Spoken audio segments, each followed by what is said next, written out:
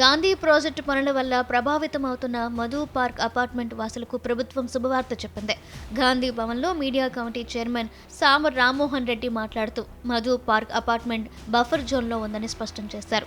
పైసా కూడబెట్టుకుని ఇల్లు కొనుక్కున్న ప్రజల బాధను తాము అర్థం చేసుకుంటున్నామని, వారికి తగిన నష్టపరిహారం చెల్లిస్తామని హామీ ఇచ్చారు.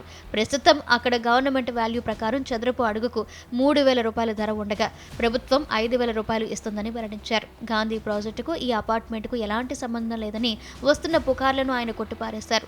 మహాత్మా గాంధీ గారి యొక్క విగ్రహము ఈ అపార్ట్మెంట్కి సంబంధించినటువంటిది కాదు. అది ఒక జాగాలో ఉంది, ఇది ఇంకో జాగాలో ఉంది. లంగరోజ్ బాపుఘాట్ దగ్గర ఈ విగ్రహం యొక్క ప్రతిపాదన ఇప్పుడు ఈ మూసీ పునరుజ్జీవం అనేటటువంటి ఫేజ్ 1లో జరుగుతున్నటువంటిది ఉస్మాన్ సాగర్, హిమాయత్ సాగర్ దగ్గర నుంచి ఈ రెండు నదుల యొక్క సంగమం బాపుఘాట్ దాకా జరుగుతున్నటువంటి యొక్క బఫర్ జోన్స్ యొక్క క్లియరెన్స్తో భాగంగా ఈ అపార్ట్మెంట్ వ్యవహారం. దానికి దీనికి ఎట్లా సంబంధము?